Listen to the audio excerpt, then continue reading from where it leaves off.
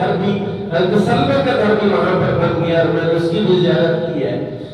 پھر اس کے ساتھ ایک اور کنواں تھا جہاں نبی کریم صلی اللہ علیہ وسلم تشریف لے گئے اور نبی پاک پاس ایک انگوٹھی مبارک تھی خاتم، حضور ہر وقت اس کو اپنے ہاتھ میں رکھتے تھے اور اکثر آپ اس کنویں پر جا کر تشریف فرما رہتے تھے۔ پھر جب وہ انگوٹھی رسول اللہ کے وصال کے بعد وہ انگوٹھی حضرت ابوبکر صدیق کے پاس رہی، پھر اس کے بعد وہ انگوٹھی جو ہے وہ حضرت فاروق اعظم کے پاس رہی، پھر وہ انگوٹھی جناب عثمان غنی رضی اللہ عنہ کے پاس رہی اور عثمان غنی رضی اللہ عنہ اس کنویں کی منڈیر پر اسی طرح بیٹھے ہوئے تھے جس طرح حضور بیٹھے ہوئے تھے، تو وہ انگوٹھی ان سے اس کنویں میں گر گئی۔ تلاش بسیار کے بعد بھی نہیں ملی، پانی سارا نکلوا دیا، بندے اندر کی یہ انگوٹھی گئی کہاں؟ کہتے ہیں عثمان غنی رضی اللہ عنہ اس وقت کے علماء کو بلایا کہ یہ انگوٹھی کا کیا مسئلہ ہے، انگوٹھی کہاں غائب ہو گئی ہے؟ انہوں نے کہا کہ یہ انگوٹھی اور حضرت سلیمان علیہ السلام کی انگوٹھی کا معاملہ برابر برابر لگتا ہے۔ کہتے ہیں سیدنا سلیمان علیہ السلام کے پاس میں انگوٹھی تھی تو وہ انگوٹھی کھو گئی، انگوٹھی ان سے گم ہو گئی۔ جتنا عرصہ وہ انگوٹھی گم رہی تو حضرت سلیمان علیہ السلام کی وہ جو حکومت تھی عوام پر، وہ جو آپ کا تخت چلتا تھا اور وہ جو آپ کی ساری بادشاہ کی شان و شوکت تھی وہ کچھ وقت کے لیے موقوف ہو گئی اور آپ ایک جگہ پر جو ہے وہ ٹھہر گئے، اور جب تک وہ انگوٹھی نہیں ملی تب تک حالات بڑے دیگر کیوں رہے۔ کہا ہے عثمان غنی ہمیں بھی لگتا ہے کہ تو نے رسول اللہ کی انگوٹھی کھو دی ہے، اب یہ آفت تمہیں بھی ضرور ملے گی۔ چنانچہ حضرت عثمان غنی کو اسی دور میں شہید کر دیا گیا اور بڑے فتنے جو ہے وہ مدینہ پاک میں رہے۔ نبی کریم صلی اللہ علیہ وسلم نے مدینہ کے لیے ایک بشارت ارشاد فرمایا من اخاف اہل المدینہ اخاف اللہ یوم القیامہ، جس نے میرے شہید مدینے والوں کو ڈرایا اللہ قیامت میں اس کو ڈرائے گا۔ پھر فرمایا جس نے مدینے والوں کو ڈرایا اللہ اس کو اس طرح پگھلا دے گا جس طرح نمک پانی کے گلاس میں پگھل جاتا ہے۔ نمک کا چمک پانی کے گلاس میں ڈالے، پانی میں ہلائیں تو وہ حل ہو جاتا ہے۔ فرمایا یہ میرا شہر ہے، یہ مقدس سرزمین ہے اور یہاں کے رہنے والے جو باسی ہیں میں ان کو جنت کی ضمانت دیتا ہوں۔ بلکہ رسول اللہ نے جو فرمایا کہ جو مدینے میں آ کے مر جائے اور اس کو بقیع میں دفن کر دیا جائے، میں محمد رسول اللہ صلی اللہ علیہ وسلم گارنٹی دیتا ہوں کہ وہ جنتی ہے۔ اس کا مطلب کیا ہے؟ اس کا مطلب یہ ہے کہ رسول اللہ چاہتے تھے کہ مدینہ آباد رہے، مدینہ جو ہے اس کی آبادی بڑھ جائے، زیادہ لوگ آئیں، اس بشارت کو لے کر لوگ آئیں۔ اسی بنیاد پر جناب فاروق اعظم رضی اللہ عنہ کہتے تھے اللہم ارزقنا شہادۃ فی سبیلک، یا اللہ مجھے اپنے راستے میں شہادت کی موت نصیب فرما، اور پھر موت کی مدینے میں عطا فرما، فی بلد حبیب، میرے حبیب کے شہر میں میں مرنا چاہتا ہوں۔ سیدنا فاروق اعظم رضی اللہ عنہ یعنی تمام لوگ مدینے سے اس کے در محبت کرتے تھے، اس کے در احترام کرتے تھے، اس کے در وہاں آواز اونچی نہیں ہوتی تھی، اور یہ ساتھ لوگ ہوئے تھے۔ بیرے بدا تھا جو وادی عقیق کی جانب تھا، جہاں آپ نکلے باب مجیدی سے جو فوارہ لگا ہوا ہے مرکزیہ سے سیدھا مسجد یعنی وہاں جاتا ہے، میدان احد جاتا ہے، تو وہاں بائیں جانب ایک چھپڑ تھا، دوڑ کا تالاب تھا، بیرے بدا کہتے تھے اس کو۔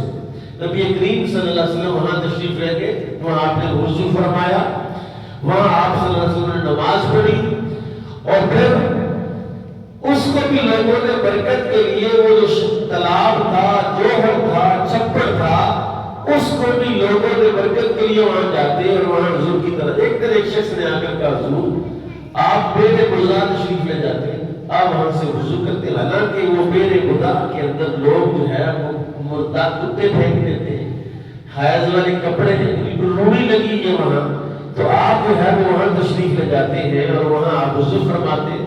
تو نبی کریم صلی اللہ علیہ وسلم نے وہ ضابطہ شریعت کا قائم کیا جو قیامت تک قائم رہے گا. نبی کریم صلی اللہ علیہ وسلم نے ارشاد فرمایا کہ پانی کو کوئی شے نجس نہیں کر سکتی جب پانی دو کلے ہو جائے. کلتین، کلہ کیا ہوتا ہے؟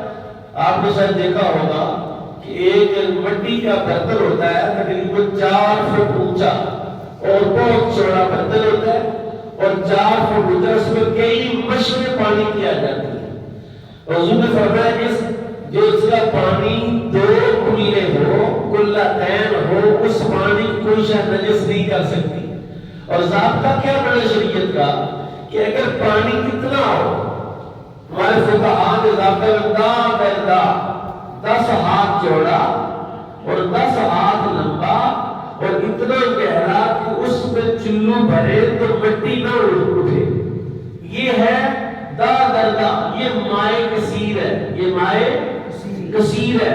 اس میں اگر کسی طرف نجاست گر جائے، گندگی گر جائے، اور جب تک اس پانی کے 3 اوصاف میں سے 2 وصف نہ بدلے. پانی کے کتنے وصف ہیں؟ 3 وصف ہیں: رنگ، بو، ذائقہ. پانی کا رنگ کیا ہے؟ کوئی رنگ نہیں ہے. پانی کی بو کیا ہے؟ خوشبو کیا ہے؟ کوئی خوشبو نہیں پانی کی. اور پانی کا ذائقہ کیا ہے؟ پانی بے ذائقہ ہوتا ہے.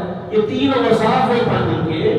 تو فرمایا جب تک 3 اوصاف میں سے 2 وصف نہ بدلے وہ پانی پاک رہے گا. اب اتنا بڑا تالاب تھا، اتنا بڑا وہ جوہر تھا کہ اس کے اندر اگر پگلی طرف کوئی چیز گندگی پھینک بھی دی جائے تو وہ اتنا پانی تھا کہ رسول نے فرمایا وہ نجس نہیں ہوتا. اور اگر دا سے کم پانی ہو اس میں ایک قطرہ بھی ایک نجاست کا گر جائے تو پانی گندا ہو جائے.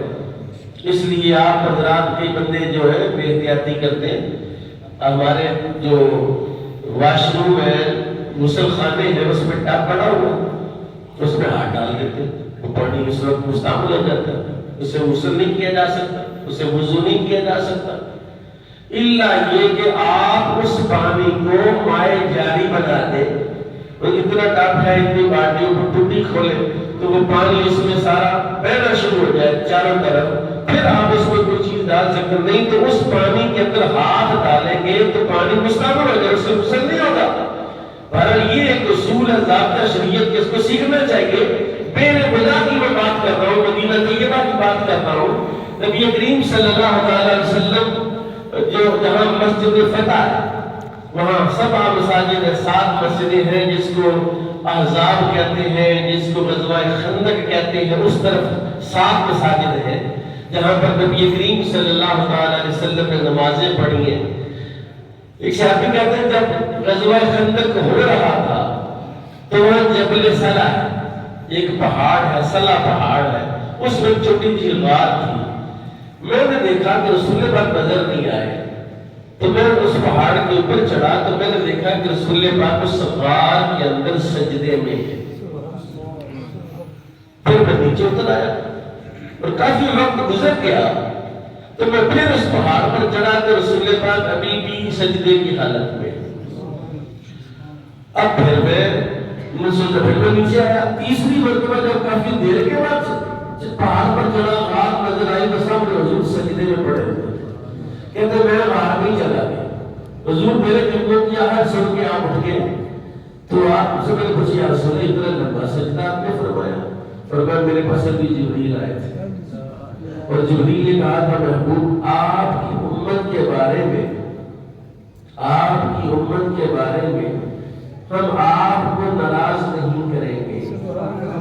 جو آپ چاہیں گے ویسا ہی ہو جائے گا. آپ جو دعا کرتے امت کے لیے اللہ نے آپ کی دعا کو قبول بھی کر لیا ہے. اور یہ جو غزوہ خندق احزاب سارے قبیلوں کے گروہ آ کے مدینے پر یلغار کی ہے، صبح تک یہ سارے بھاگ جائیں گے.